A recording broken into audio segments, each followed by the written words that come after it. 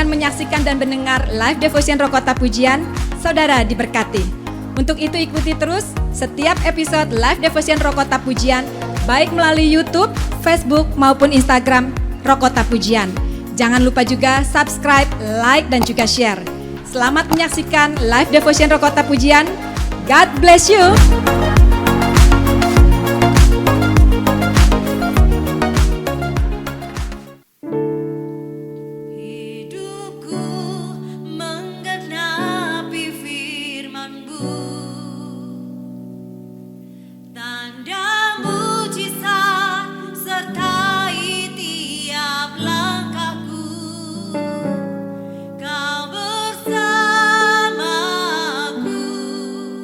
Di dalam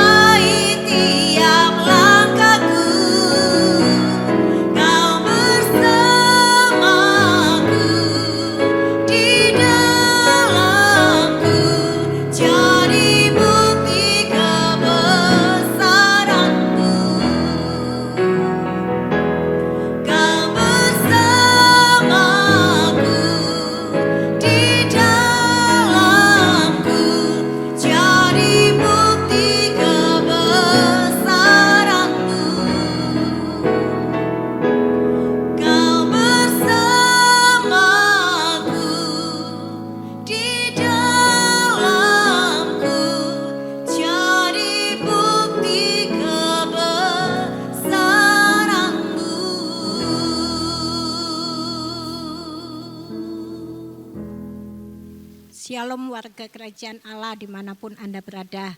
Saat ini kita berada di program Live Devotion. Ada banyak lika-liku dalam perjalanan hidup kita.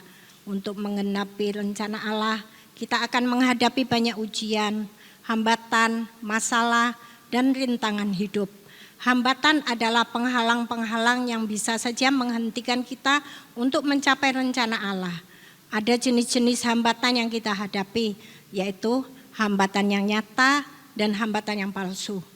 Hambatan nyata adalah hambatan yang benar-benar ada dan dapat mencegah kita untuk bergerak maju. Misalnya kita mengalami sakit penyakit, musibah, bencana alam, pindah kota, ketiadaan fasilitas, ketiadaan dana dalam melaksanakan kegiatan. Hambatan tersebut tidak bisa kita hapus atau cegah. Yang perlu dipahami adalah hambatan tersebut dapat menunda atau memperlambat kemajuan kita dalam menjalani kehidupan kita. Itu sebabnya mintalah kekuatan dan pertolongan dari Tuhan supaya kita dapat melewati dan menerobosnya. Percayalah, Tuhan tidak pernah meninggalkan kita. Tetaplah merespon dengan tepat. Mazmur 23 ayat 4, sekalipun aku berjalan dalam lembah kekelaman, aku tidak takut bahaya, sebab Engkau besertaku, gadamu dan tongkatmu itulah yang menghibur aku. Hambatan yang kedua yaitu hambatan palsu, adalah hambatan yang kita bayangkan sendiri atau kita menciptakan sendiri dalam pikiran atau bersumber dari respon kita yang negatif terhadap sebuah situasi. Hambatan palsu mudah mengalahkan kita karena datangnya dari dalam diri kita sendiri. Akibatnya kita tidak dapat melihat bagaimana Tuhan mampu bekerja dalam situasi yang kita alami. Contoh, kita kecewa dengan orang lain atau salah paham dengan orang lain. Lalu itu membuat kita mundur. Wes, gak Tuhan-Tuhanan, ngambek, gak mau ke gereja, gak mau bertemu dengan teman-teman komsel. Hambatan palsu ini sebenarnya dapat diatasi dengan menentukan pilihan untuk dipenuhi oleh Roh Kudus. Mengizinkan Tuhan memproses kita dan memperbaharui cara berpikir kita. Hambatan palsu muncul karena ada kejadian yang memicu. Pemicu ini mempengaruhi perasaan dan cara berpikir kita. Contoh kejadian pemicu ya, teman mengomentari cara berbicara kita. Lalu kita pesimis, jadi rendah hati, merasa tidak berharga, tidak berguna. Komentar teman telah memicu rasa keberhargaan diri kita yang direndahkan sehingga menghasilkan hambatan palsu. Namun apabila kita meresponi dengan positif bersama pola pikir yang berbeda, kita dapat menerobos hambatan palsu tersebut. Pola pikir yang positif yaitu, oh teman itu menolong saya untuk berbicara lebih baik lagi. Kata-kata yang bisa membangun atau yang memberi semangat. Itu sebabnya mintalah pertolongan Tuhan supaya kita dapat mengenali hambatan-hambatan yang ada beserta pemicunya. Dengan demikian kita dapat menerobos hambatan-hambatan yang dihadapi. Menerobos hambatan-hambatan kita perlu menerobos yang ada agar kita dapat menikmati hidup yang berkemenangan senantiasa. Yaitu dengan cara yang pertama, sebutkan hambatan kita, nyatakan, ceritakan pada Tuhan hambatan yang sedang kita hadapi. Bahasa gaulnya curhat sama Tuhan. Yang kedua yaitu dengan cara minta ampun pada Tuhan apabila ada dosa atau respon yang negatif. 1 Yohanes 1 ayat 9 dikatakan, jika kita mengaku dosa kita, maka Ia adalah setia dan adil, sehingga Ia akan mengampuni segala dosa kita dan menyucikan kita dari segala kejahatan. Yang ketiga, berdoa dan bersyukur pada Tuhan atas kejadian yang Tuhan izinkan. Filipi 4 ayat 6b katakan, nyatakanlah dalam segala hal keinginanmu kepada Allah dalam doa dan permohonan dengan ucapan syukur. Yang keempat, cari dan temukan ayat firman Tuhan yang berhubungan dengan hambatan tersebut. Mazmur 34 ayat 4, aku telah mencari Tuhan, Lalu ia menjawab aku dan melepaskan aku dari segala kegentaranku. Yang kelima yaitu menyadari bahwa kuasa Allah pasti membantu kita untuk menerobos hambatan tersebut. Roma 8 ayat 28, kita tahu sekarang bahwa Allah turut bekerja dalam segala sesuatu untuk mendatangkan kebaikan bagi mereka yang mengasihi Dia, yaitu bagi mereka yang terpanggil sesuai dengan rencana Allah. Yang keenam, mengambil tindakan dan langkah-langkah dengan sikap percaya pada Tuhan. Mazmur 119 ayat 66, ajarkanlah kepadaku kebijaksanaan dan pengetahuan yang baik, sebab aku percaya kepada perintah-perintah-Mu. Berbahagialah orang yang mendengar serta melakukan firman Tuhan. Amin.